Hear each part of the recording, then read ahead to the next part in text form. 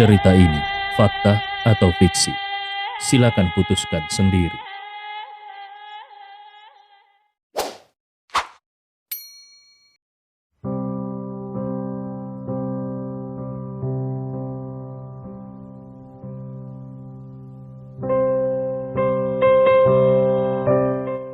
Di dunia sekarang ini ada banyak negara. Di antara mereka ada 3 negara yang paling kuat, yaitu Republik Longteng di timur, Federasi Amerika Utara di utara, dan Kerajaan Sith di barat. Federasi Amerika Utara dan Republik Longteng selalu menjadi teman dan musuh. Secara militer, mereka saling waspada satu sama lain, dan secara ekonomi, mereka selalu menjaga kerjasama yang erat. Tetapi Kerajaan Sith dan negara Longteng selalu menjadi musuh bebuyutan. Alasannya juga sangat sederhana. Keluarga Kerajaan Sith saat ini adalah keturunan Kerajaan Longteng pada saat itu. Pada saat itu, tirani Kekaisaran Longteng memicu pemberontakan rakyat. Pemberontakan skala besar pun pecah, dan akhirnya menggulingkan pemerintahan kekaisaran dan mendirikan negara demokratis. Namun, melalui upaya beberapa generasi, Kekaisaran Sith didirikan kembali di barat. Bagi keluarga Kerajaan Sith, keinginan terbesar mereka adalah mengembalikan kejayaan leluhur mereka dan memasukkan kembali Kerajaan Longteng ke dalam wilayah tersebut. Dalam beberapa ratus tahun terakhir, infiltrasi Kekaisaran Sith ke negara Longteng tidak pernah berhenti. Mereka membunuh pejabat tinggi, menyuap jenderal militer, dan terus-menerus mengirim mata-mata ke Longteng dengan berbagai macam cara yang tidak ada habisnya. Salah satu hal yang paling memusingkan negara Longteng adalah rencana benih Kerajaan Sith. Longteng menemukan rencana benih Kerajaan Sith 30 tahun yang lalu. Lebih dari 30 tahun yang lalu, Longteng menemukan salah satu mata-mata terbesar, dan mata-mata itu telah memasuki pusat kekuasaan di negara Longteng sebelum pada akhirnya dia jatuh. Tidak terlalu berlebihan untuk mengatakan bahwa itu adalah otoritas yang tinggi.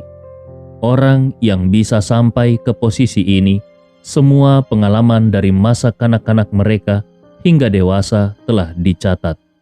Jadi, sama sekali tidak mungkin mata-mata yang diam-diam dilatih oleh negara musuh bisa duduk dalam posisi seperti itu. Tidak peduli berapa banyak manfaat yang diberikan, masuk akal untuk mengatakan bahwa tidak ada alasan bagi orang itu untuk mengkhianati Longteng. Bagaimanapun, Longteng adalah negara yang paling kuat. Di Longteng, orang itu bisa memperoleh manfaat yang bisa diberikan negara lain kepadanya. Jadi tidak ada alasan baginya untuk mengkhianati Longteng sama sekali. Tapi kemudian, beberapa informasi rahasia tentangnya pun bocor. Ketika dia akhirnya diinterogasi, dia mengetahui bahwa dia sebenarnya adalah anggota keluarga Kerajaan Sith, dan dalam hal senioritas, dia juga merupakan paman dari kaisar pada waktu itu. Kejadian ini menimbulkan sensasi luar biasa di eselon puncak Longteng pada saat itu. Baru pada saat itulah para pemimpin tingkat tinggi Longteng tahu bahwa Kerajaan Sith mulai menerapkan rencana yang disebut benih ini lebih dari 100 tahun yang lalu.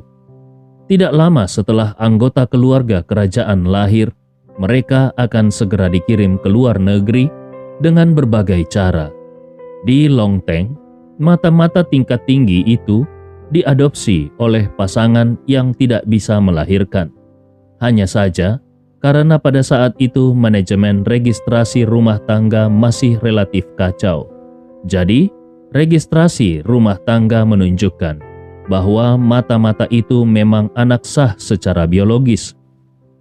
Mata-mata itu tumbuh di negara Longteng, dan bahkan mata-mata itu sendiri tidak tahu identitas aslinya. Mungkin karena darah bangsawan Kerajaan Sith terlalu kuat, Mata-mata itu pun menunjukkan bakat yang kuat ketika dia masih sangat muda. Dan setelah lulus, dia memasuki karir resmi. Dan dengan mengandalkan kemampuannya sendiri, dia berjalan selangkah demi selangkah ke pusat kekuasaan di negara Longteng. Bahkan sebelum identitasnya terungkap, dia adalah panutan bagi banyak pejabat yang lahir sebagai warga sipil. Karena tidak mudah untuk bisa berjalan ke posisi itu dengan latar belakang sebagai warga sipil. Bahkan dia sering merasa bangga akan hal itu. Baru setelah orang-orang kerajaan Sith diam-diam menemukannya dan mengungkapkan identitasnya, dia akhirnya tahu bahwa dia sebenarnya adalah keturunan bangsawan kerajaan Sith. Pada saat itu, orang-orang dari kekaisaran Sith memberinya dua pilihan. Yang pertama adalah untuk melayani kekaisaran dan menjadi mata-mata di Longteng. Nantinya, setelah misinya selesai, dia akan dijemput dan dikembalikan ke kerajaan Sith untuk menjadi pangeran kehormatan kekaisaran dan menikmati kemuliaan serta kekayaan. Yang kedua adalah identitasnya akan segera diungkapkan, dan itu akan membuat karirnya benar-benar berakhir. Bahkan dia mungkin akan dipenjara. Bagaimanapun, tidak peduli seberapa marah hati pemimpin negara Longteng, dia tidak akan mungkin membiarkan anggota keluarga kerajaan Sith memasuki pusat kekuasaan. Dalam keadaan seperti itu, pejabat tinggi yang telah dididik secara mendalam oleh Longteng itu harus menyerah pada kenyataan dan menjadi mata-mata kerajaan Sith. Sangat disayangkan bahwa karena dia tidak memiliki pelatihan sebagai mata-mata, maka ketika dia menyampaikan berita, dia membuka sebuah celah dan rahasianya pun langsung terungkap. Ini juga merupakan hal yang paling menakutkan tentang proyek benih. Sebagai benih, dia tidak tahu identitasnya sama sekali. Dan ketika dia tahu identitasnya, dia harus membuat pilihan. Dan pilihan yang dibuat saat itu sebenarnya bukanlah pilihan sama sekali. Setelah kejadian itu, negara Longteng sudah meningkatkan upayanya dalam pengendalian populasi. Terutama dalam beberapa tahun terakhir ini, dengan pesatnya perkembangan internet dan sensus yang lebih akurat, sulit bagi kerajaan Sith untuk terus mengirim benih ke negara Longteng. Namun, penggunaan internet dalam sensus adalah sesuatu yang baru terjadi sekitar 1 dekade terakhir ini. Sebelum adanya penggunaan internet dalam sensus, tidak ada yang bisa menjamin apakah kerajaan Sith telah mengirim benih ke negara Longteng atau tidak. Kalau jawabannya ya, ada berapa banyak benih yang mereka kirimkan? Kali ini, Longteng menerima informasi dari intelijen bahwa ada mata-mata tingkat tinggi dari kekaisaran Sith di tanah Suzhou, dan kemungkinan besar mata-mata itu datang untuk membangunkan benih-benih yang tertidur. Hanya saja, mata-mata itu bersembunyi terlalu dalam, dan dari sisi Longteng, mereka hanya bisa membuat prediksi secara kasar bahwa kemungkinan mata-mata senior itu sudah bersembunyi di Akademi Naga Awan di Suzhou. Yang harus dilakukan Leon adalah menemukan cara untuk memasuki Akademi Naga Awan dan mencari tahu tentang mata-mata tingkat tinggi itu. Lalu, kemudian mengikuti mata-mata itu untuk menemukan benih-benih lainnya yang mungkin sedang bersembunyi. Ini juga alasan kenapa ketika Leon mengetahui tentang misi ini, dia terus saja mengeluh tentang Ouyang Suo di dalam hatinya. Bahkan seluruh Biro Keamanan Nasional tidak bisa menemukan mata-mata itu, tetapi Ouyang Suo meminta Leon untuk menemukannya. Bagaimana cara Leon menemukannya? Apakah dia harus menarik orang-orang Akademi Naga Awan dan menanyai mereka satu persatu? Kalau seperti itu, maka berapa lama waktu yang dibutuhkan untuk menemukan mata-mata itu? Dan mata-mata itu bukan benda mati. Siapa yang tahu kalau dia sudah pergi? Tugas ini adalah tugas yang tidak masuk di akal. Dan Ouyang Suo secara khusus mengatakan kepada Leon bahwa maksimal hanya ada 3 tugas dalam setahun. Padahal tidak diketahui, jangan-jangan satu tugas itu baru bisa diselesaikan dalam waktu 3 tahun.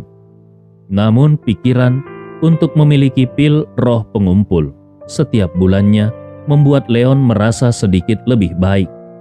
Setelah mencerna 6 pil roh pengumpul, ki sejati di tubuh Leon sekali lagi mengembun cukup banyak dan titik akupunturnya yang agak longgar menjadi lebih jelas.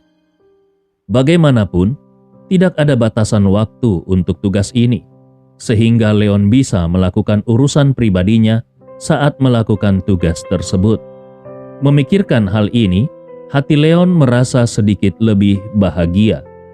Makan makanan yang sudah disediakan dan bisa melakukan urusan pribadinya kapan saja, apalagi yang bisa lebih nyaman daripada ini. Satu-satunya hal yang membuatnya merasa sakit kepala adalah memikirkan bagaimana cara memasuki Akademi Naga Awan. Ouyang Suo, rubah tua itu, menyuruhnya menemukan sendiri cara untuk masuk ke akademi itu dengan alasan hal ini akan bisa mengejutkan mata-mata itu secara tiba-tiba. Akademi Naga Awan bukan universitas. Kalau itu adalah universitas, dengan usia Leon saat ini, tidak akan masalah kalau dia berpura-pura menjadi mahasiswa pindahan untuk bisa masuk ke akademi itu. Tetapi, orang-orang yang belajar di akademi adalah sekelompok anak remaja. Bagaimana Leon bisa berpura-pura menjadi siswa di sana? Saat Leon sedang merenungkan bagaimana caranya dia memasuki Akademi Naga Awan tanpa mengungkapkan jejaknya, sebuah suara manis datang ke telinganya. "Tuan, bisakah aku mendiskusikan sesuatu denganmu?" Leon mendongak dan melihat seorang wanita mengenakan kemeja putih dan rok profesional hitam berdiri di lorong bersama seorang lelaki tua berambut putih dan berbicara kepadanya dengan sangat sopan. Tinggi wanita itu sendiri sekitar 1,7 meter, dan karena dia mengenakan sepatu hak tinggi, maka saat ini tingginya setidaknya 1,75 meter. Pada umumnya, wanita tinggi seperti itu memang ramping. Melihat wajah murni dan cantik wanita itu, Leon tersenyum sedikit dan bertanya, "Ada apa?" Wanita itu tersenyum sedikit. "Ayahku tidak sehat dan perlu dirawat. Bisakah kami pindah tempat duduk denganmu?" Leon melirik pria tua berambut putih di sebelahnya dan sambil berdiri dia berkata, "Tidak masalah." Wanita itu berterima kasih kepada Leon dengan penuh rasa syukur, lalu menunjuk ke kursi di barisan depan. "Terima kasih, tempat dudukku ada di sana." Leon tersenyum. "Baiklah." Kemudian dia berjalan lurus. Wanita itu memperhatikan Leon pergi dengan penuh rasa terima kasih. Lalu dia membantu ayah yang sudah tua untuk duduk. Pemandangan ini tentu saja menarik perhatian banyak penumpang lain. Melihat Leon telah melewatkan kesempatan untuk berbicara dengan seorang wanita cantik, banyak orang diam-diam merasa kasihan kepada Leon. Setelah beberapa saat, kereta terus bergerak maju dan lebih dari 1 jam kemudian, kereta pun sampai di stasiun Suzhou. Leon sudah bersiap turun dari kereta ketika dia melihat wanita tadi sedang memapah ayahnya yang sudah tua untuk turun dari kereta. Ketika wanita itu melewati Leon, dia mengangguk kepada Leon sambil tersenyum. Leon tersenyum dan menganggukkan kepalanya untuk sekedar berbasa-basi. Wanita itu terus memapah ayahnya. Leon tidak merasakan apa-apa. Baginya bertukar kursi untuk orang yang lebih membutuhkan bukanlah masalah besar. Namun, pada saat Leon keluar dari gerbong, dia melihat seorang pria berlari dari belakang dengan tergesa-gesa dan menabrak wanita tadi. Wanita itu tersandung dan hampir jatuh ke tanah. Pria itu sepertinya sedang terburu-buru, jadi dia hanya berbalik dan meminta maaf. "Maafkan aku." Kemudian pria itu terus berlari ke depan. Wanita itu kembali berdiri, tetapi ayahnya yang sudah kehilangan tempat bersandarnya saat ini terjatuh ke tanah, dan pria yang menabrak mereka sudah menghilang di kerumunan. Wanita itu tidak mempedulikan pria yang menabraknya. Dengan cepat dia menjatuhkan dirinya ke depan ayahnya. Sepertinya ayahnya menderita penyakit asma. Saat ini seluruh wajahnya memerah dan nafasnya semakin pendek. Wanita itu buru-buru mengeluarkan sebotol obat dari tas tangannya dan memasukkannya ke dalam mulut lelaki tua itu. Dia menyemprotkannya beberapa kali, tetapi gejala asma ayahnya tidak membaik dan malah menjadi semakin parah. Orang-orang sudah berkerumun di sekitar mereka, tetapi tidak satupun dari mereka yang melangkah maju untuk membantu. Hanya seorang kondektur kereta api yang berada tidak jauh dari situ yang berlari menghampiri. Leon yang sudah mengikuti Pak Tua Long untuk belajar kedokteran selama bertahun-tahun dan keterampilan medisnya bahkan lebih baik daripada lembah raja pengobatan, segera berjalan menghampiri dan berjongkok di samping lelaki tua itu sambil berkata, "Biarkan aku yang melakukannya." Lalu dia menekankan salah satu tangannya ke jantung lelaki tua itu. Wanita itu tertegun sejenak dan hendak mengatakan bahwa ini hanya akan membuat ayahnya merasa semakin tidak nyaman. Tetapi siapa yang tahu kalau lelaki tua itu tiba-tiba duduk tegak dan seteguk dahak tebal merah menyembur keluar dari mulutnya.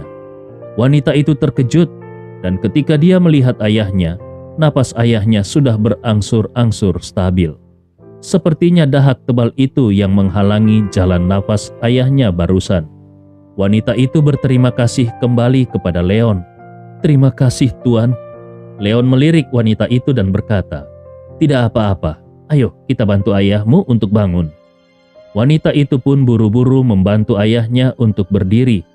Orang tua itu akhirnya merasa lega pada saat ini dan dia berterima kasih kepada Leon dengan penuh rasa terima kasih. "Anak muda, terima kasih. Kalau bukan karena kau, aku mungkin sudah mati saat ini." Leon melambaikan tangannya. "Tidak masalah, sepertinya kau menderita penyakit asma biasa." Orang tua itu menghela nafas. "Iya, aku sudah menderita asma selama bertahun-tahun dan belum ada obatnya. Apakah kau seorang dokter?" Orang tua itu belum berusia 60 tahun, tetapi dia sudah menderita penyakit asma ini selama beberapa dekade. Ini membuatnya terlihat seperti orang tua yang berusia 70-an dan 80-an tahun. Leon menggelengkan kepalanya. "Tidak, aku bukan dokter. Aku hanya memiliki sedikit pemahaman tentang dunia medis." Kemudian Leon melihat kerumunan yang berangsur-angsur bubar dan melanjutkan, "Kerumunan sudah bubar, ayo kita pergi juga." Orang tua itu mengangguk. "Baiklah." Wanita itu juga mengangguk, penuh terima kasih kepada Leon. Lalu secara bersama-sama mereka membantu orang tua itu dan berjalan menuju keluar stasiun. Sambil mereka berjalan menuju luar stasiun, orang tua itu berbicara, "Anak muda, apakah kau bukan penduduk asli Suzhou?" Leon menjawab, "Benar, aku tinggal di Rongdu." Orang tua itu bertanya kembali, "Kau datang ke Suzhou untuk mengunjungi kerabat atau bekerja?" Leon tersenyum dan berkata, "Aku berencana untuk mencari pekerjaan di Suzhou." Orang tua itu kembali melirik Leon, "Apakah kau baru saja lulus?" Meskipun belakangan ini Leon menumbuhkan janggutnya, tapi wajahnya masih terlihat sangat muda, dan menurut orang tua itu, Leon baru berusia di awal 20-an. Karena itulah, dia menanyakan pertanyaan ini. Leon tidak mengerti kenapa orang tua itu menanyakan pertanyaan-pertanyaan seperti ini kepadanya. Tetapi dia tidak terlalu memikirkannya dan hanya mengangguk. "Benar sekali." Orang tua itu melanjutkan, "Kau lulusan universitas mana? Kau mengambil jurusan apa?" Leon tetap tersenyum dan berkata, "Universitas Sudu, jurusan arkeologi." Sebenarnya Leon memiliki beberapa keraguan di hatinya. Kenapa orang tua ini bertanya dengan sangat mendetail? Mungkinkah hanya karena Leon sudah menyelamatkan hidupnya, jadi dia berencana untuk menikahkan putrinya dengan Leon? Orang tua itu menghela nafas. Jurusan arkeologi? Itu adalah jurusan yang tidak populer. Tidak mudah bagi lulusannya untuk mencari pekerjaan. Leon tersenyum dan menganggapnya sebagai hal yang biasa. Lagi pula, dia tidak benar-benar mencari pekerjaan di sini. Orang tua itu melanjutkan bertanya, "Apakah kau tertarik menjadi guru?" Leon tercengang. "Guru?" Orang tua itu tersenyum sedikit. "Ya, sejujurnya aku adalah direktur Akademi Yunlong. Namaku Wang Ke, dan ini adalah putriku, Wang Yuchun.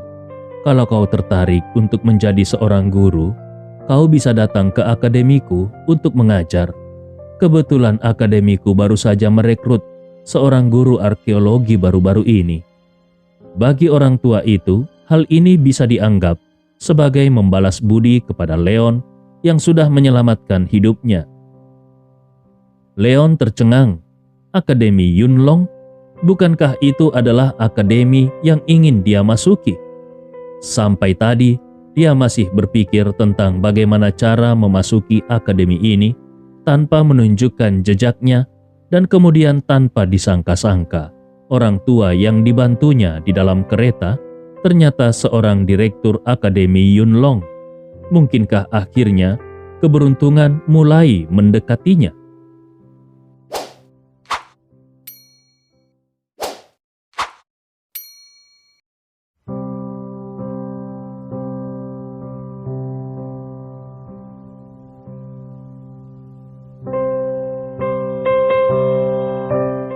Meskipun di dalam hatinya Leon merasa gembira, tetapi di permukaan Leon berpura-pura terlihat enggan. "Tapi aku bukan lulusan pendidikan guru. Kalau aku harus mengajar sebagai guru, bukankah aku hanya akan menyesatkan para murid?" Melihat Leon bersikap begitu rendah hati, Wang Ke bahkan merasa lebih puas dan berkata, "Tidak apa-apa. Jurusan arkeologi di Akademi Yunlong hanyalah kelas amatir. Kau hanya perlu menjelaskan beberapa pengetahuan profesional mengenai arkeologi. Itu tidak akan terlalu sulit." Akademi Yunlong atau Akademi Naga Awan adalah sekolah swasta paling terkenal di seluruh Suzhou. Popularitasnya bahkan melebihi Universitas Suzhou. Dan jika dibandingkan dengan pekerjaan lainnya, perlakuan terhadap para pengajar di Akademi Yunlong juga yang tertinggi di seluruh Suzhou. Orang-orang lain harus berusaha dengan sangat keras kalau ingin bekerja di Akademi Yunlong. Namun pria yang ada di depan Leon ini malah menawarkan begitu saja pekerjaan itu untuk Leon. Leon masih berpura-pura terlihat ragu. Tapi tanpa memberikan kesempatan kepada Leon untuk menolak, Wang Ke sudah menyela sambil tersenyum. "Tidak apa-apa, jangan merasa terbebani. Akademi juga memiliki proses dalam penerimaan pengajar, dan ada juga masa percobaan. Nantinya, apakah kau bisa menjadi pengajar resmi atau tidak, semuanya tergantung pada kemampuanmu sendiri." Wang Ke bisa melihat kalau Leon merasa sungkan jika harus masuk melalui pintu belakang. Karena itulah, dia memberi saran seperti tadi kepada Leon. Leon pun mengangguk. Baiklah, karena Tuan Wang sangat mempercayaiku, maka aku akan mencobanya." Wang Ke tertawa. "Itu benar, aku memang percaya padamu." Wang Yuchun di samping juga tersenyum sedikit. Sambil mengobrol ringan, mereka bertiga berjalan keluar stasiun bersama-sama, dan ada sebuah mobil Audi hitam yang sudah diparkir di sana. Ketika supirnya melihat Wang Ke dan Wang Yuchun, dia pun buru-buru menghampiri. Saat akan masuk ke dalam mobil, Wang Ke menoleh ke arah Leon dan berkata, "Ngomong-ngomong Leon, kau bisa meninggalkan informasi kontakmu kepada Yuchun. Akhir-akhir ini, kesehatanku tidak sebaik hari-hari sebelumnya. Jadi Yuchun yang akan bertanggung jawab atas banyak hal di akademi. Besok adalah waktu untuk wawancara. Kau bisa menghubunginya ketika saatnya tiba nanti." Wang Ke sudah mengetahui nama Leon dari obrolan santai mereka barusan. Leon tersenyum dan berkata kepada Yuchun, "Baiklah, Kakak Wang, sepertinya aku akan lebih merepotkanmu di masa depan." Wang Yuchun terkekeh. "Jangan panggil aku Kakak Wang. Aku baru berusia 25 tahun pada tahun ini. Panggil saja aku Yuchun." Kemudian Yuchun mengeluarkan ponselnya dan saling bertukar informasi kontak dengan Leon. Leon tersenyum. Dia sendiri baru berusia 21 tahun pada tahun ini. Jadi meskipun Yuchun baru berusia 25 tahun, tetap saja Yuchun lebih tua daripada Leon dan layak dipanggil kakak. Hanya saja Leon juga mengerti bahwa tidak ada wanita yang suka melihat orang lain berpikir kalau mereka lebih tua. Melihat ayah dan anak perempuan keluarga Wang pergi, Leon mengeluarkan ponselnya dan memutar nomor telepon Ouyang Suo. "Orang tua, aku sudah mengurusnya. Aku akan pergi ke Akademi Yunlong sebagai guru besok." Di ujung lain telepon suara terkejut Ouyang Suo terdengar. "Guru? Kau akan menjadi guru?" Ouyang Suo seperti tidak menyangka kalau hanya dalam beberapa hari saja Leon telah berhasil memasuki Akademi Yunlong. Leon memutar matanya. "Tentu saja. Tidak mungkin kan aku memasuki akademi itu sebagai seorang siswa?" Ouyang Suo bertanya karena penasaran. "Bagaimana caranya kau bisa masuk ke sana? Jangan bilang itu karena kau menggunakan koneksi keluarga Woodmu." Leon mencibir. "Hei, apakah kau pikir aku akan seceroboh itu?" Kemudian Leon pun menjelaskan apa yang terjadi. Ouyang Suo berkata, "Kerja bagus. Sepertinya kau memang benar-benar beruntung. Misi ini mungkin akan segera selesai." Begitu Leon memikirkan misi ini, dia menjadi marah dan berkata, "Hei, kapan kau akan memberiku ke-6 pil pengumpul roh itu?" Ouyang Suo menjawab dengan yakin, "Ketika saatnya tiba, kau bisa mengirimiku lokasimu. Aku akan menyuruh seseorang mengirimkannya kepadamu." Leon mengangguk. "Oke." Kemudian dia menutup telepon, lalu naik taksi menuju hotel yang paling dekat dengan Akademi Yunlong. Dia datang ke sini untuk menyamar, dan Wang Ke sudah mengatakan kalau guru-guru di Akademi Yunlong memiliki asrama guru, jadi dia tidak perlu mencari rumah. Tentu saja Leon akan memiliki lebih banyak peluang untuk mengetahui mata-mata senior yang ada di akademi kalau dia tinggal di asrama. Di sisi lain, Wang Ke dan Wang Yuchun sedang duduk di dalam mobil Audi. Sambil melihat pemandangan yang ada di luar jendela, Wang Ke tiba-tiba berkata, "Yuchun, apa pendapatmu tentang pemuda itu?"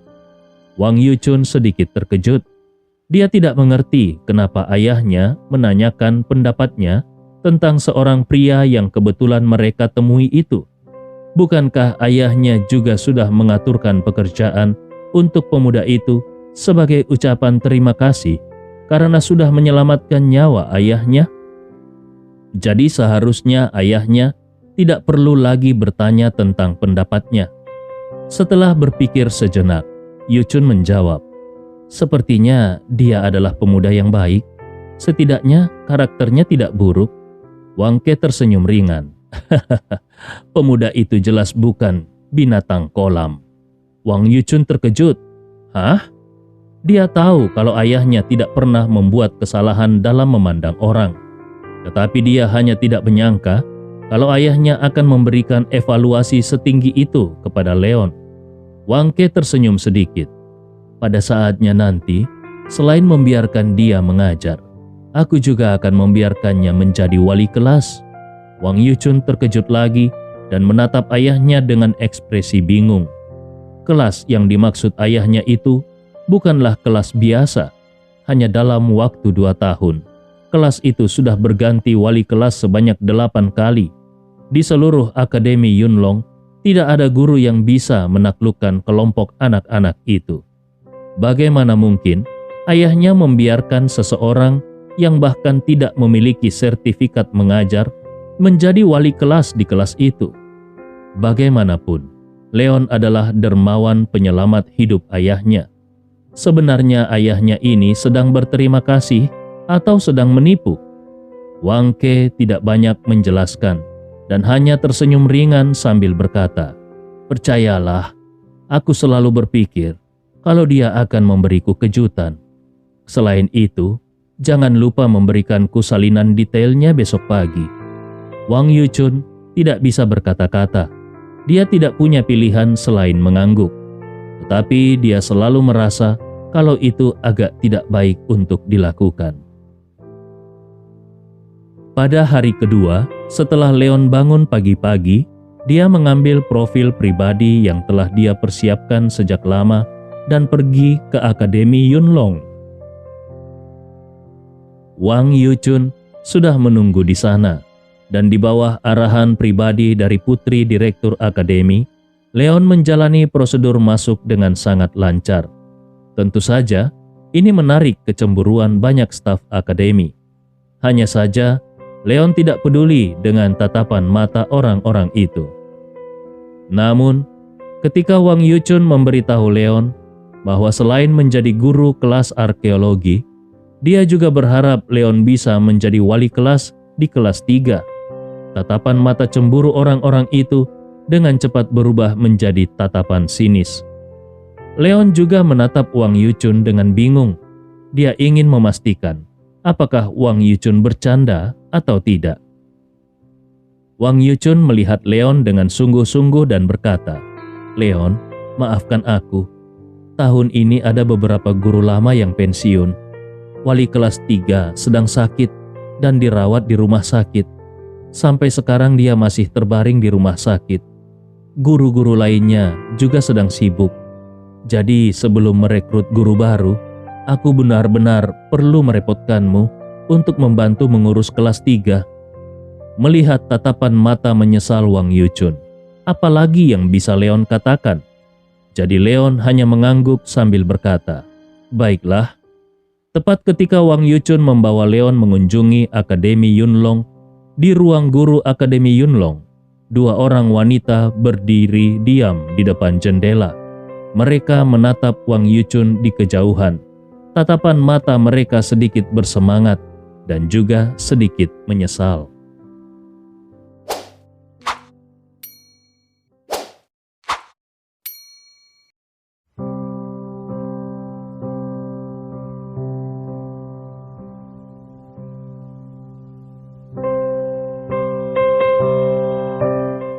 Pada saat ini, salah satu wanita yang lebih muda berbicara. "Apakah kau yakin itu dia?" Wanita lain yang lebih tua berkata dengan pelan, "Saat ini, aku belum mendapatkan sampel serumnya, jadi aku tidak bisa melakukan penentuan DNA. Tetapi, sudah pasti kalau dia bukan anak kandung Wang Ke, tetapi seorang bayi perempuan yang dibawa kembali oleh Wang Ke. Wang Ke sangat konsisten dengan saluran kumpulan benih kita." Wanita muda itu berkata kembali dengan pelan, "Mengenai serum, coba pikirkan lebih banyak cara. Tapi ingat, jangan terburu-buru dan jangan menakut-nakutinya." Wanita yang lebih tua itu mengangguk. "Aku mengerti." Di dalam hatinya, dia merasa sangat senang sekaligus juga menyesal. Kerja kerasnya akhirnya terbayar juga. Dia sudah bersembunyi di Longteng selama bertahun-tahun, dan akhirnya sekarang dia menemukan garis keturunan kerajaan. Sayangnya, ini hanya seorang putri, bukan seorang pangeran. Pada saat ini wanita muda itu bertanya lagi, "Lalu siapa pemuda yang ada di sampingnya?" Wanita yang lebih tua menjawab, "Namanya Leon Wood, dan dia adalah guru baru yang direkrut oleh akademi." Wanita muda itu mengerutkan keningnya. dia menjalankan hospitality secara pribadi untuk seorang guru yang baru direkrut? Mereka belum sepenuhnya yakin dengan identitas Wang Yuchun. Jadi, mereka tidak memanggil Wang Yuchun dengan panggilan yang mulia. Wanita yang lebih tua buru-buru menceritakan tentang pertemuan Leon dan Wang Yuchun. Tentu saja termasuk juga detail informasi tentang Leon. Hanya saja, informasi yang dia dapatkan adalah informasi yang sudah dipersiapkan oleh Leon sejak lama. Kecuali namanya, informasi lainnya benar-benar berbeda dari situasi Leon yang sebenarnya. Informasi ini secara pribadi disiapkan oleh Ouyang Suo untuk membantu Leon menyembunyikan identitasnya. Tapi semua informasi itu sepenuhnya benar. Informasi dalam profil Leon berasal dari pria lain bernama Leon Wood, yang merupakan seorang yatim piatu yang belajar arkeologi di Universitas Sudu. Tetapi setelah lulus, dia dipindahkan oleh Ouyang Suo ke Departemen Misterius yang tidak akan berhubungan dengan dunia luar, dan pada akhirnya Leon datang untuk menggantikannya. Penampilan Leon juga agak mirip dengan Leon yang lain itu, terutama setelah Leon sengaja menumbuhkan janggutnya. Bahkan kalaupun itu adalah seseorang yang dekat dengan Leon, dia pasti akan sulit untuk membedakannya. Faktanya, pria yang digantikan oleh Leon juga merupakan pemuda pendiam, tertutup, dan tidak memiliki banyak teman dekat. Wanita muda itu hanya mengangguk dan tidak mengatakan apa-apa lagi. Di sisi lain, Wang Ke, Direktur Akademi Yunlong, tinggal di rumah. Dia mempelajari informasi Leon secara mendetail, dan dia bahkan secara pribadi menelpon pimpinan Universitas Sudu untuk memverifikasi identitas mahasiswa Leon.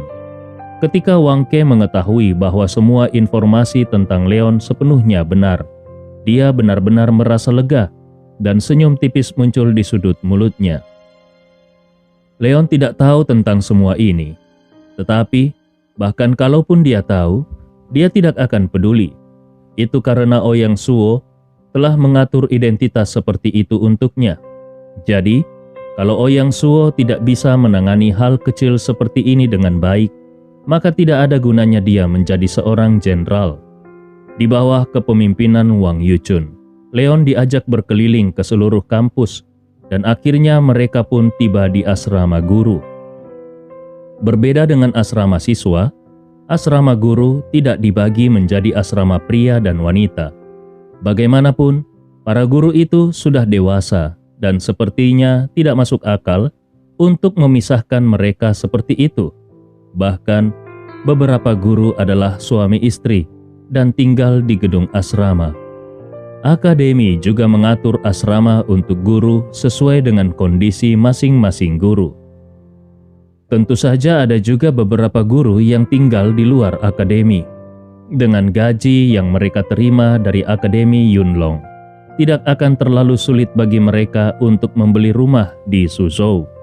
Asrama yang diatur oleh Wang Yuchun untuk Leon terletak di lantai 7, yang merupakan ruangan kecil dengan satu kamar.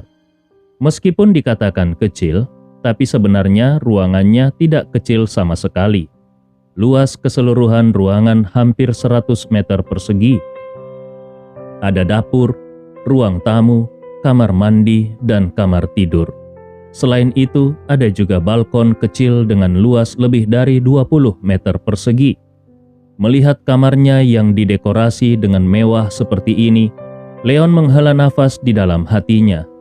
Akademi Yunlong ini memang layak menjadi perguruan tinggi swasta terbaik di Suzhou. Bahkan, kondisi asrama gurunya saja sangat baik. Tidak heran kalau banyak guru yang ingin masuk Akademi Yunlong untuk mengajar. Setelah pengenalan singkat tentang tempat tinggalnya, Wang Yuchun tersenyum dan berkata kepada Leon, "Seperti inilah situasi ruangannya. Kalau kau butuh sesuatu, kau bisa menelponku kapan saja. Aku tinggal di lantai bawah." Leon tersenyum dan berkata, "Baiklah, ini juga sudah sangat bagus. Terima kasih, Yuchun." Wang Yuchun tersenyum lagi dan berkata sambil tersenyum tipis, "Sama-sama. Kalau begitu, aku akan turun dulu. agar aku tidak mengganggu istirahatmu." Leon mengangguk. "Baiklah." Setelah mengantar Wang Yuchun ke pintu, Leon berbalik dan berjalan kembali ke kamarnya. Dengan hati-hati dia memeriksa ruangan untuk memastikan tidak ada peralatan pengintai dan penyadapan. Setelah memastikan semuanya aman, Leon mengeluarkan kotak giok hitam dari sakunya dan dengan perlahan membuka kotak giok itu. Di dalamnya ada 6 pil pengumpul roh yang dikirim Ouyang Suo kepadanya tadi malam. Dia mengambil salah satu pil pengumpul roh itu, lalu memasukkannya langsung ke mulutnya, dan kemudian mulai menggunakan kekuatannya untuk menyerap kekuatan obat dari pil tersebut. Masih ada beberapa hari lagi tersisa sebelum dimulainya tahun ajaran baru. Jadi dia bisa menggunakan kesempatan ini untuk mencerna pil ini satu persatu dan melihat apakah dia bisa mengambil kesempatan ini untuk menerobos lubang yang sudah mulai mengendur. Tanpa terasa beberapa hari telah berlalu dalam sekejap mata. Ketika Leon benar-benar menyerap kekuatan obat dari pil yang keenam, dia akhirnya menggunakan energi agung ini untuk menerobos titik akupuntur yang sudah lama mengendur. Hanya saja yang sangat mengejutkannya adalah bahwa ternyata titik-titik itu bukanlah 3 titik langit, bumi, dan kehidupan yang seharusnya diterobos oleh seniman bela diri alam bawaan ke-8. Standar untuk alam bawaan ke-7 adalah menerobos 7 lubang. Sementara untuk alam bawaan ke-8, standarnya adalah menerobos 3 titik akupuntur utama dari titik akupuntur jiwa kehidupan, titik akupuntur jiwa bumi, dan titik akupuntur jiwa langit. Ini adalah 3 titik akupuntur besar yang bahkan lebih besar dari 7 lubang. Setelah titik akupuntur ini diterobos, akan ada lebih banyak ki sejati yang bisa dipadatkan di dalam tubuh. Ini juga merupakan standar untuk melangkah ke alam bawaan ke-8. Tapi, titik yang diterobos oleh Leon bukanlah salah satu dari 3 titik akupuntur utama. Ukuran titik akupuntur ini kira-kira berukuran sama dengan 7 lubang sebelumnya, dan saat titik akupuntur ini diterobos, seluruh kesadaran Leon sekali lagi ditarik ke dunia misterius. Dunia misterius itu diterangi dengan lampu kuno perunggu, tetapi gambarnya telah berubah drastis. Dalam gambar itu, terlihat dewa baju besi emas setinggi 10.000 kaki yang berdiri di tanah. Di depannya ada pedang tulang putih besar. Itu adalah pedang raksasa yang terbuat dari tulang naga leluhur. Seluruh tubuh pedang itu memancarkan aura kematian yang kuat. Pada saat ini, gambar yang awalnya statis itu tiba-tiba bergerak, dan dewa baju besi emas yang tingginya 10.000 kaki tiba-tiba mencabut pedang raksasa yang tertancap di depannya. Dia memegang pedang itu dengan kedua tangannya dan menebas ke langit dengan seluruh kekuatannya. Pedang besar yang panjangnya jutaan kaki itu menebas ke langit. Tebasan pedang itu secara tak terduga menyebabkan timbulnya retakan besar di langit yang tak terbatas itu, dan akhirnya pecah seperti kaca. Seluruh langit mulai runtuh, dan aura kehancuran memenuhi langit dan bumi. Niat pedang yang mendominasi itu mengalir ke dalam pikiran Leon, dan ketika Leon kembali tersadar dari meditasinya, seluruh tubuhnya sudah basah oleh keringat dingin, dan lubang hidungnya, sudut matanya, serta telinganya, termasuk sudut mulutnya, semuanya dipenuhi dengan darah merah. Tetapi Leon sama sekali tidak peduli tentang ini. Dia hanya duduk di tempat dengan tatapan kosong. Pikirannya juga kosong.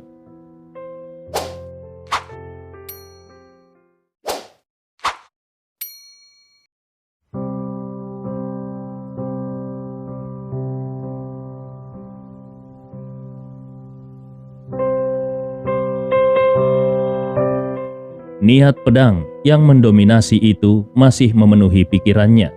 Tetapi Leon sudah tidak lagi tega mencerna niat pedang yang lebih kuat dari pedang naga pemakaman ini. Ada satu tanda tanya besar di benaknya. Di dalam tubuh manusia, bukankah hanya ada 7 lubang dan 3 titik? Kenapa titik akupuntur ke-8 muncul di tubuhnya?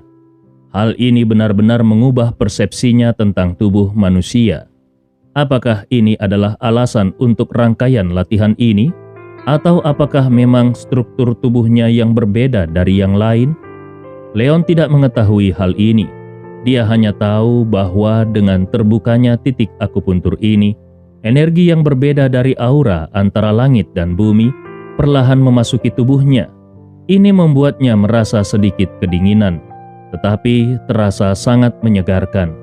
Apa yang tidak dia ketahui adalah bahwa ketika dia menerobos lubang ini di puncak Gunung Susan, yang paling dekat dengannya, seorang lelaki tua berbaju putih tiba-tiba melihat ke langit dan jejak keheranan melintas di atas alisnya. Di belakangnya seorang wanita cantik yang memukau tidak bisa menahan diri untuk tidak bertanya, "Ada apa, Tuan?" Lelaki tua berbaju putih itu menggelengkan kepalanya dengan ringan. "Tidak apa-apa." Setelah itu dia tidak mengatakan apa-apa lagi. Wanita itu mengangkat alisnya, tetapi tidak melanjutkan bertanya. Pada saat yang sama, di Gunung Awan Putih di kuil Jiu Quan, seorang pria yang mengenakan jubah compang-camping dan sedang berbaring di sudut sambil minum, tiba-tiba membuka matanya lebar-lebar dan melihat ke langit. Seorang wanita cantik yang mengenakan rok 7 warna berlutut di samping pria itu sambil memukul-mukul bahu pria itu. Dia sedikit tercengang ketika melihat ekspresi pria itu. Wanita itu bertanya sambil melihat ke langit, "Tuan, ada apa?" Tapi pada saat ini, di langit terlihat cahaya bulan dan bintang-bintang yang bersinar. Tidak ada hal yang aneh. Pria itu tidak menjawab pertanyaan wanita itu, tetapi malah menanyakan kalimat yang tampaknya tidak bisa dijelaskan. "Apakah kau masih ingin balas dendam?"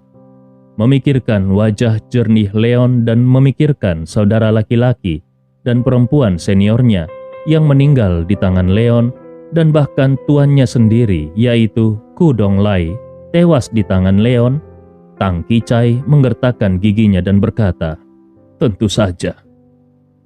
Ini tidak perlu dipertimbangkan sama sekali." Pria itu memandang Tang Kicai dengan tatapan yang jernih. "Kalau begitu, apakah kau sudah siap?" Tetapi ketika Tang Kicai memikirkan metode kultivasi unik yang disebutkan pria itu kepadanya, tatapan matanya menunjukkan sedikit keraguan.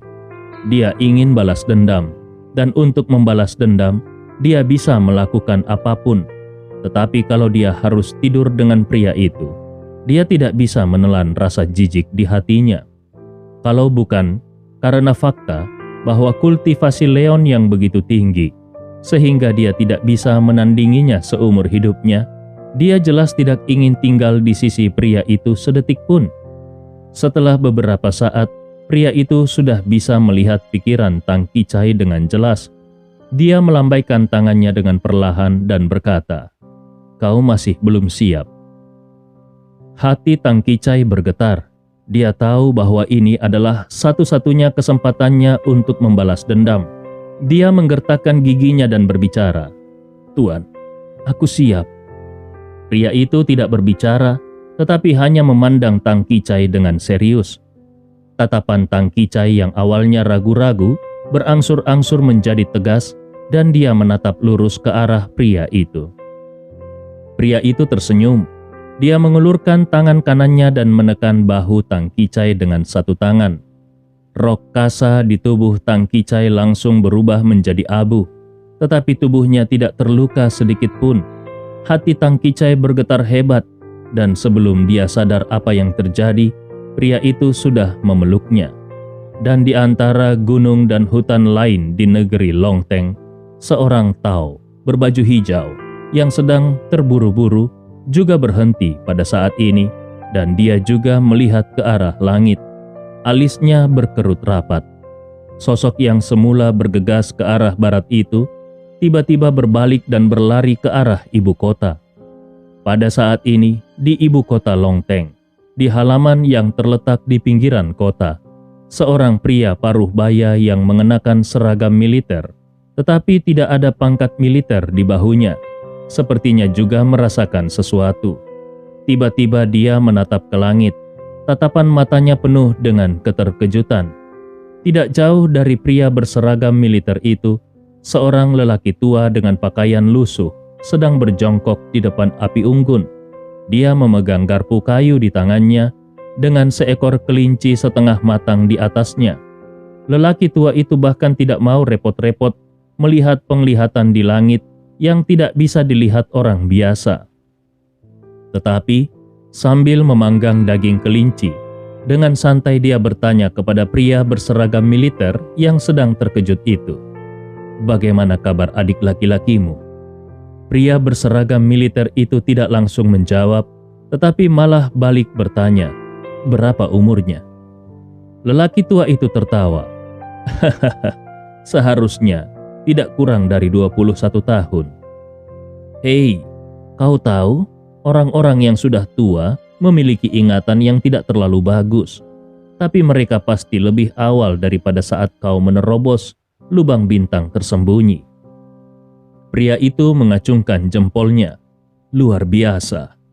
Lelaki tua itu hanya menyeringai, "Yah, pria kecil yang kau suka itu tidak bisa bersaing dengannya." Pria itu diam, bahkan kalaupun orang di depannya ini sudah mengajarinya semua keterampilannya, dan bahkan kalaupun orang di depannya ini adalah eksistensi terbesar di negara Longteng dalam 100 tahun terakhir, namun dia masih memiliki kegigihannya sendiri. Wajah pria berseragam militer tidak berubah. Dia mengeluarkan sebotol anggur, lalu meletakkannya di depan lelaki tua itu dan berjalan langsung keluar halaman. Dia meninggalkan halaman, seluruh pusat markas militer Longteng, kepada lelaki tua yang ceroboh itu. Semua yang ada di sini memang diciptakan oleh lelaki tua itu. Jadi dia memang berhak untuk tinggal di sini. Apa yang tidak diketahui oleh keberadaan teratas dari Longteng ini adalah bahwa di ibu kota kerajaan Sid, ribuan mil jauhnya dari pusat kota Panlong, yang dibangun di atas gunung dan memiliki wilayah terbesar di antara kota-kota dunia, orang yang paling berkuasa di sana sedang duduk di ruang belajar kekaisaran sambil membaca. Berbeda dengan Longteng yang berada di timur, saat ini di Kekaisaran Sid masih tengah hari. Tetapi pria itu tetap merasakan perubahan di langit dan tiba-tiba dia menatap langit di luar jendela. Tidak jauh darinya, seorang lelaki tua dengan janggut putih dan mengenakan tuxedo berdiri dengan hormat di sisinya. Saat pria itu mendongak, hampir secara naluriah, lelaki tua itu juga menatap ke langit yang ada di luar jendela. Ketika merasakan aura misterius di langit, wajah lelaki tua itu sedikit berubah. Lelaki tua itu memandang ke arah pria itu. "Yang mulia?" Pria itu sudah menarik pandangannya dari jendela dan melambaikan tangannya. "Sepertinya ada satu orang lagi yang mungkin menjadi Grandmaster hebat." "Tidak apa-apa. Itu tidak akan mempengaruhi situasi secara keseluruhan." Lelaki tua itu tidak berkata apa-apa lagi dan kembali menundukkan kepalanya. Pria itu bertanya dengan santai sambil terus membaca, "Bagaimana dengan proyek kebangkitan benih?" Kepala lelaki tua itu menunduk lebih rendah lagi. "Saat ini, kami hanya menemukan seseorang yang diduga sebagai putri ketiga. Tetapi verifikasi DNA-nya belum dilakukan. Dan sejauh ini, informasi mengenai pangeran ketujuh juga belum ditemukan." Pena di tangan pria itu berhenti, tetapi dia tetap tidak mengatakan apa-apa dan terus membaca. Dan lelaki tua ini, yang setidaknya telah mencapai ranah Grandmaster hebat, memiliki gumpalan keringat dingin di dahinya. Tetapi dia sama sekali tidak berani menyeka keringat di dahinya itu.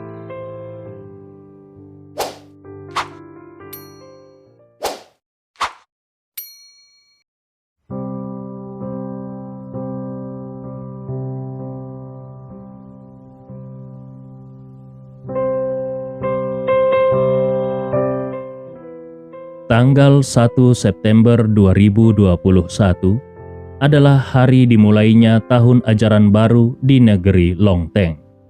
Leon sebagai wali kelas sementara di kelas 3 berjalan menuju ruang kelas 3 pagi-pagi sekali di bawah kepemimpinan Wang Qiuyu, Direktur Kantor Urusan Akademik.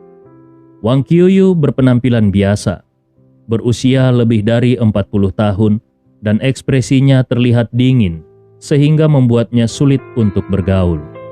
Kalau bukan karena Leon dibawa ke sini secara pribadi oleh Wang Yuchun, Wang Qiuyu yang mengandalkan hubungan keluarga Wang untuk duduk di posisi Direktur Kantor Urusan Akademik tidak akan mau repot-repot mengurus Leon sama sekali. Sepanjang perjalanan, dia sama sekali tidak berkeinginan untuk memperkenalkan Leon pada situasi di kelas 3. Dia hanya berjalan memimpin di depan. Leon juga tidak merasa terganggu dengan kecuekan Wang Qiuyu. Di dalam benaknya, dia masih memikirkan adegan-adegan ketika dia menerobos lubang hari itu.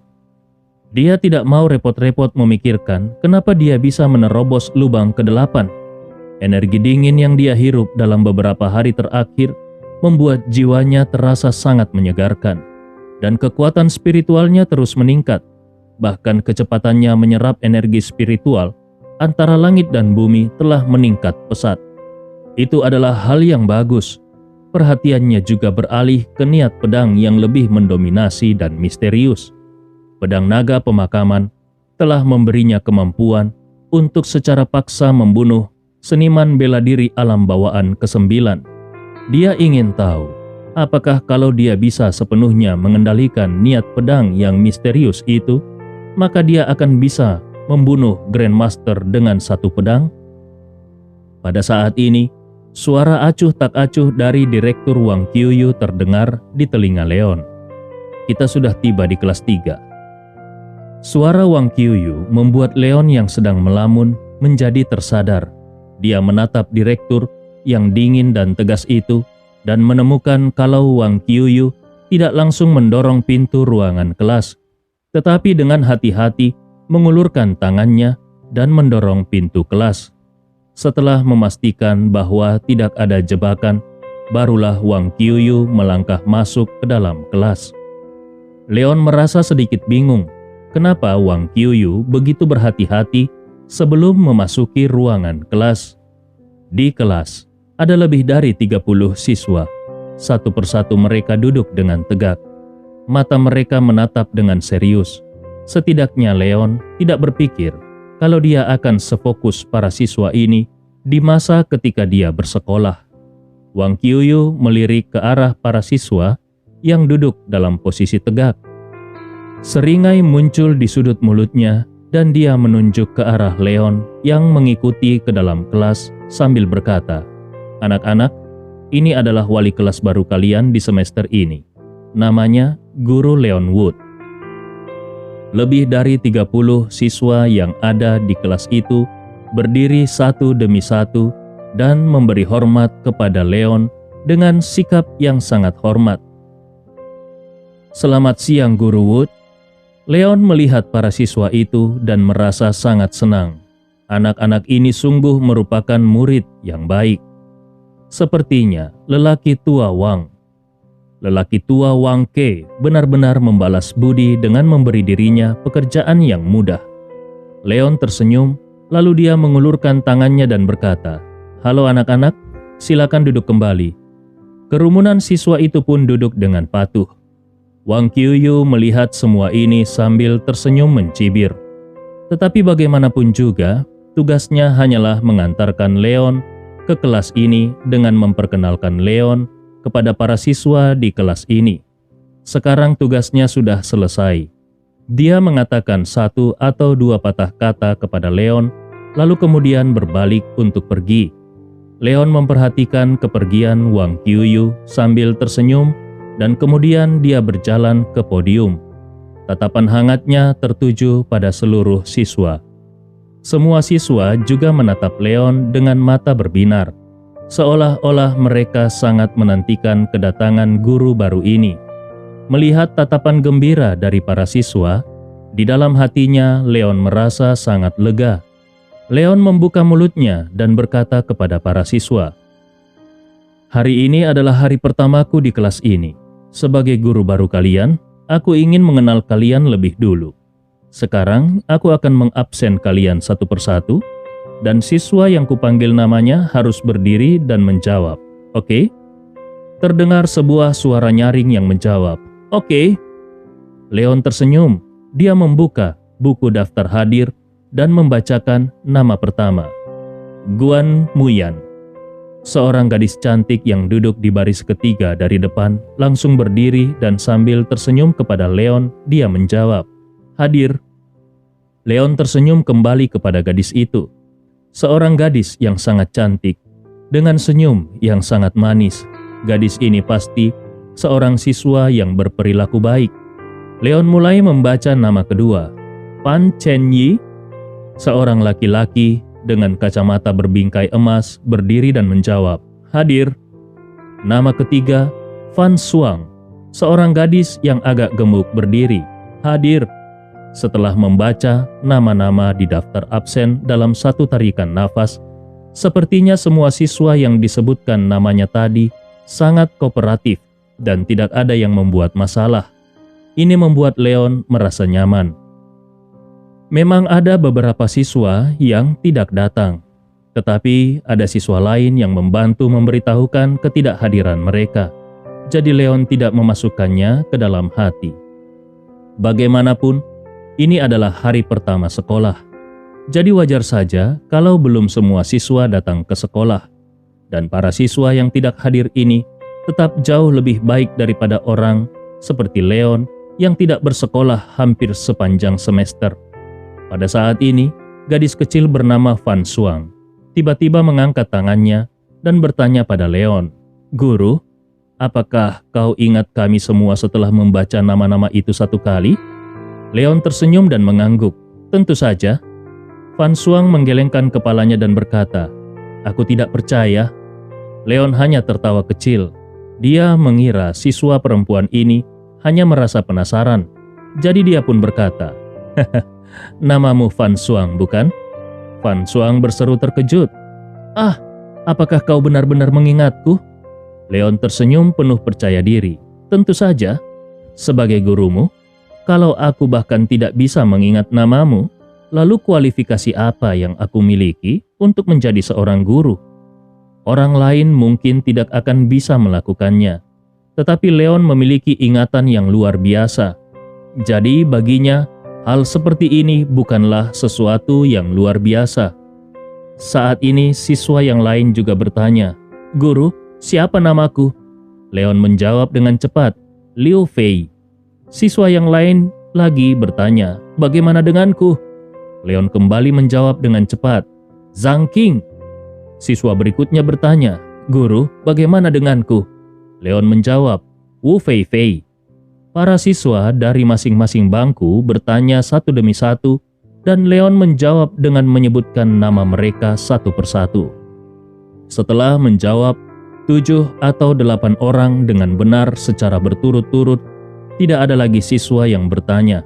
Mereka semua menunjukkan ekspresi terkejut di wajah mereka, seolah-olah mereka tidak menyangka kalau wali kelas mereka yang baru ini memiliki ingatan yang begitu baik.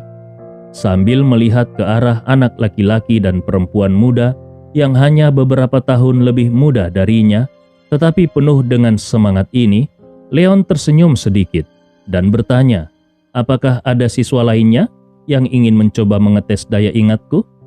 Salah seorang siswa berkata, "Tidak perlu mencobanya. Guru Wood adalah guru dengan ingatan terbaik yang pernah kutemui." Leon tertawa dan mulai berbicara tentang hal yang paling mendasar dari seorang wali kelas. "Selama kau menghafalkan dengan seksama, kau pasti akan bisa mengingatnya. Baiklah, sekarang mari kita bicara tentang peraturan kelas terlebih dahulu, termasuk jadwal mata pelajaran di semester ini." Pada saat Leon selesai berbicara, kelas sudah hampir berakhir. Melihat semua siswa mendengarkan kata-katanya dengan penuh perhatian, Leon benar-benar merasa lega. "Baiklah, pada dasarnya itu saja. Kuharap kalian semua bisa lebih memperhatikan dan tidak mempersulit guru kalian. Selain itu, kalau ada apa-apa, kalian bisa memberitahu wali kelas kalian. Aku akan berusaha membantu kalian menyelesaikannya. Bukankah tidak sulit menjadi wali kelas? Wang Ke membalas budi dengan mengatur hal yang baik untuk dirinya sendiri. Sudah pasti, Leon tidak akan mau mengecewakannya. Seorang siswa perempuan bertanya dengan suara renyah. Apakah guru benar-benar akan membantu menyelesaikannya? Leon mengangguk, tentu saja. Selama dia hendak mengatakan bahwa selama dia bisa menyelesaikannya, dia pasti akan melakukan yang terbaik untuk menyelesaikannya. Tetapi sebelum dia selesai berbicara, Fan Shuang sudah berkata dengan malu-malu, "Kalau begitu, bisakah guru membantu memperkenalkan seorang pacar kepadaku? Aku sudah menjomblo selama lebih dari 10 tahun. Leon hampir batuk mendengarnya. Gadis ini baru berusia 17 atau 18 tahun. Bisa-bisanya dia berkata sudah menjomblo selama lebih dari 10 tahun. Bukankah memang kebanyakan orang seusia ini masih single?